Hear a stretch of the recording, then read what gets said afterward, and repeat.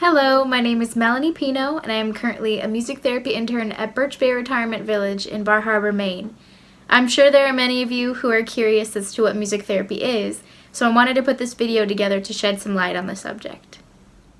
The American Music Therapy Association's definition of music therapy is the clinical and evidence-based use of music interventions to accomplish individualized goals within a therapeutic relationship by a credentialed professional who has completed an approved music therapy program.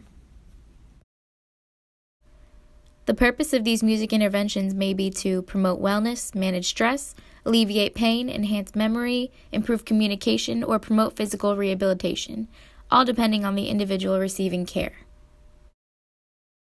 Music therapists work with a variety of clients, ranging from birth to end-of-life care. Just to give a few examples, a few popular populations served by music therapists may include early intervention, which is ages birth to 3, individuals of all ages with diagnoses such as autism, Down syndrome, and intellectual disabilities, individuals with a TBI, which is also known as a traumatic brain injury, older adults with Alzheimer's or dementia, and hospice patients. Music therapists also work in a variety of settings. A few examples include hospitals, schools, rehabilitation centers, retirement homes, and private practice.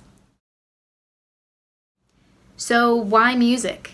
There are so many reasons why, but to list a few. Music is universal. There may be language barriers amongst the world, but music is a language everyone knows. So when words fail, music speaks. Music came before language. Lullabies for infants, for example. It's harder to lose music than it is to lose speech. There are so many things happening in our bodies rhythmically, including our heart rates and our breathing, and music is a powerful and natural way to provide care and to get people to respond.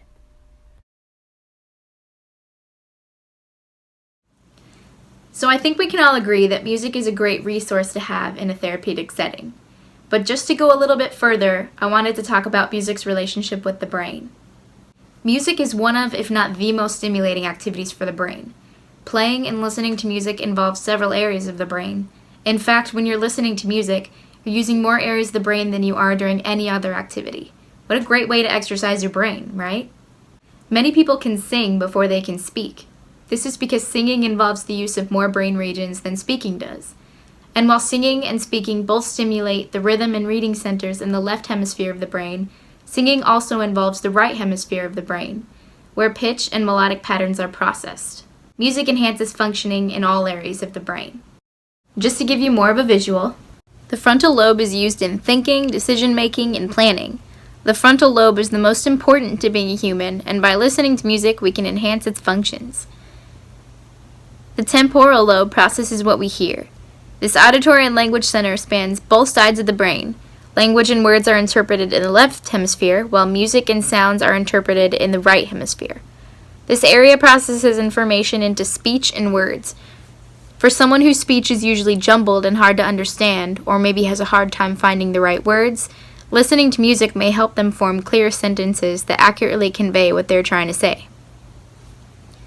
The Broca's area enables us to produce speech. We use this part of the brain to express music. Playing an instrument or simply listening to music may improve an individual's ability to communicate better. The Wernicke's area comprehends written and spoken language. This part of the brain allows us to analyze and enjoy music. The cerebellum coordinates movement and stores physical memory. An Alzheimer's patient, even if she doesn't recognize her husband, could still play the piano if she learned it when she was young, because playing has become a muscle memory and memories in the cerebellum never fade. The amygdala processes and triggers emotions. Music can control your fear, make you ready to fight, and increase pleasure. When you feel shivers go down your spine, the amygdala is activated. The hippocampus produces and retrieves memories, regulates emotional responses, and helps us navigate. Because the hippocampus is considered the central processing unit of the brain, it's one of the first regions of the brains to be affected by Alzheimer's disease, leading to confusion and memory loss. Music may increase neurogenesis in the hippocampus, allowing the production of new neurons and improvement in memory. The putamen processes rhythm and regulates body movement and coordination. Music can increase dopamine in this area, and music increases our response to rhythm.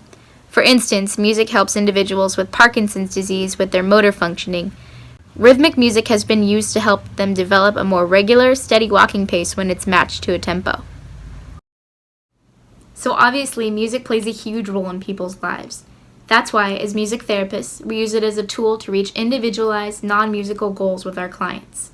The music is shaped in such a way that allows us to draw the client's minds away from their pain or any limitations they may have and point it to the music.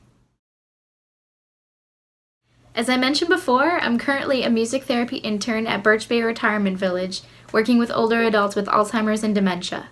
Music therapy is extremely beneficial for them because of the large amount of stimulation the music provides them with. For many people suffering from memory loss, the spoken language has become meaningless. Music can help patients remember tunes or songs that will help them get in touch with their history. We often work in group settings with the residents, however their goals are all individualized. So one person in the group may be working on improving gross motor skills, while another is working on reducing anxiety. The group setting allows all the clients to increase socialization, which is harder for some than it is for others. Luckily, our brains release more oxytocin, also known as the social hormone, to the bloodstream during musical experiences. Oxytocin is a bonding and trust chemical that overrides the fight or flight response. So during music therapy groups, music provides the residents with more of a willingness to share and bond with others in the group, as oxytocin chemicals are being released. One common goal we as music therapists are trying to reach with the group of residents with Alzheimer's and dementia is reducing sundowning effects. As the day comes to a close, the residents begin to wonder where they are and why they're there, even more than they do throughout the day. Anxiety and stress levels often rise, and the residents become more agitated at this time. Our job is to use music to help bring them to a place of comfort and relaxation by the end of our evening session. We use a strategy called the ISO principle, in which we meet the residents where they're at.